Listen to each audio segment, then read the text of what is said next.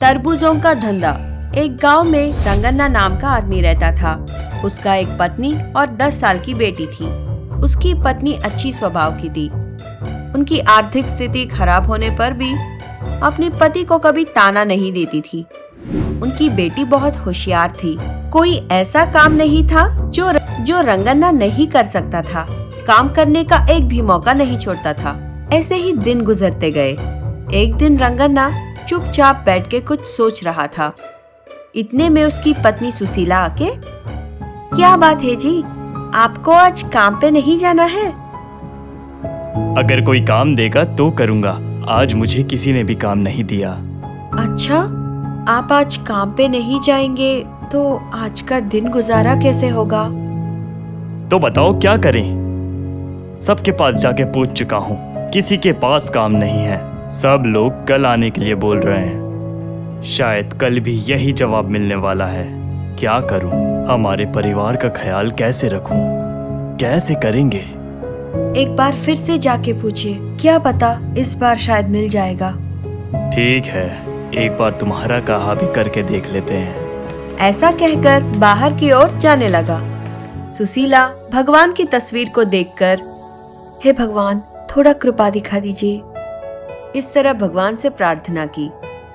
रंगन्ना बाहर आके हर किसी को काम के लिए पूछने लगा। ऐसे ही सुब्बैया नाम के आदमी से पूछने जाता है। सलाम साहब। हाँ, सलाम सलाम, क्या चाहिए? आपके पास कोई काम है तो दिलवा दीजिए साहब। कौन से काम कर सकते हो? कोई भी काम कर सकता हूँ साहब। वो सब तो ठीक है, पर मेरे व्यापार के लिए जितने भी लोग चाहिए मेरे पास हैं। अभी और लोगों को काम पे रख के मैं क्या करूँगा?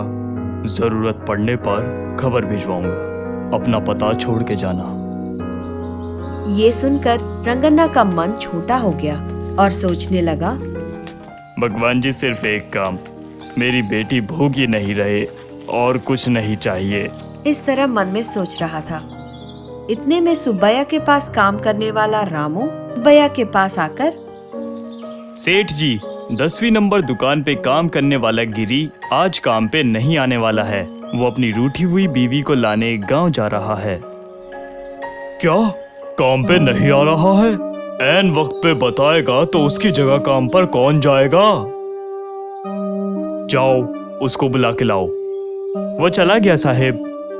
अच्छा, अब उस दुकान पे कौन बैठेगा? ऐसा कहते हुए रंगन्ना की ओर देख रहा था। ओ भाई, सुनो, यहाँ आना जरा। ऐसे जोर से चिल्लाया। ये सुनते ही रंगन्ना पीछे मुड़कर दौड़ते हुए चला आया। बोलिए साहेब, काम है, करोगे? करूँगा साहेब।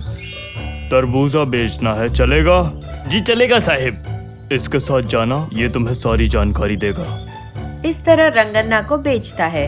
रंगन्ना रामू के साथ जाके सारा काम अच्छे से कर लेता है। सारे तरबूजे बेच देता है। शाम को सेठ के पास आकर, सेठ जी, काम हो गया, मैंने दुकान भी बंद कर दिया। नए हो फिर भी अच्छे से संभाला, ये लो पैसे, कहकर 500 रुपए उसके हाथ में रखता है। रंगन्ना वो पैसे लाकर अपनी पत्नी को देकर उस दिन की सारी बातें उसे बताता है। इस तरह अगले 10 दिन सुब्बैया के पास काम करता है। ये दिन बहुत अच्छे से गुजर जाते हैं, पर 10 दिन बाद गिरी वापस आ जाता है। सेठ जी नमस्ते। क्या रे, बिना बताए इतने दिन गायब हो जाता है? मजाक समझ के रखा है क्या? बीवी रूठ गई, उसके हाथ पैर पकड़ के लाने में 10 दिन लग गए। अब वापस नहीं जाऊंगा सेठ। इन दोनों की बातों बातों में रंगन्ना आता है। नमस्ते सेठ जी। हाँ रंगन्ना, हमारा बच्चा आ गया, अब तुम्हें आने की कोई जरूरत नहीं है। ऐसा कहता है। ये सुनकर रंगन्ना, सेठ जी, और कोई काम है तो देखिए। कुछ है तो बताऊंगा, जाओ। ऐसा कहकर भेज देता है। रंगन्ना घर आकर उदास होकर बैठता है। सुशीला उसे देखकर, क्या हुआ जी, काम पे नहीं गए? क्या बात है? काम से निकाल दिया। इस तरह समझाता है। ये सुनकर सुशीला, अरे रे, जब सब ठीक चल रहा था अभी होना था ये सब करेंगे। वही तो मुझे कुछ समझ नहीं आ रहा है। जहाँ भी जाऊं वही हाल है, 10 दिन का काम। बातों बातों में चिन्नी आकर, पापा, हाँ बेटा।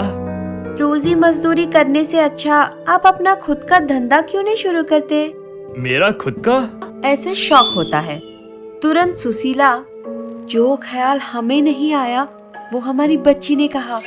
रोज किसी के सामने हाथ फैलाने से अच्छा है हम अपना खुद का कुछ शुरू करते हैं। वो सच है, पर धंधा शुरू करने के लिए पैसों की जरूरत है। कहाँ से लाएंगे? जितना हमारा औकात है उतने में ही थोड़ा छोटा शुरू करते हैं। आप पिछले 10 दिनों में जितने भी पैसे लेके आए हैं उसमें से मैंने 2000 बचाए। उससे हम कुछ शुरू कर सकते हैं। वो सब तो ठीक है, पर क्या शुरू करेंगे? जब ये सोच रहे थे इतने में चिट्टी, पापा हम तरबूजे बेच सकते हैं। गर्मी का मौसम है तो अच्छे से बिक जाएंगे। मेरे सारे स्कूल के दोस्त रोज तरबूजे खरीद के खाते हैं। हाँ, पिछले 10 दिनों में मैंने भी बहुत सारे बेचे हैं।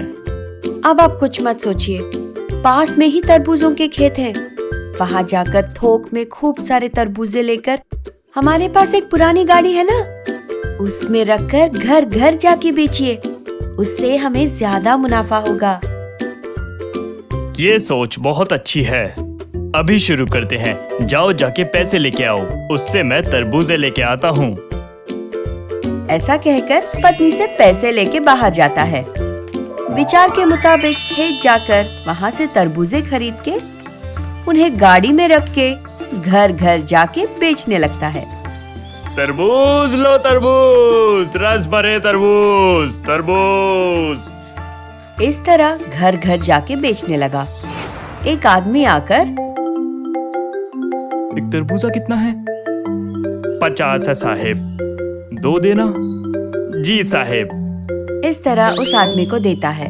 उसके पीछे ही 2 और आते हैं, उनके पीछे 2 और आदमी आते हैं।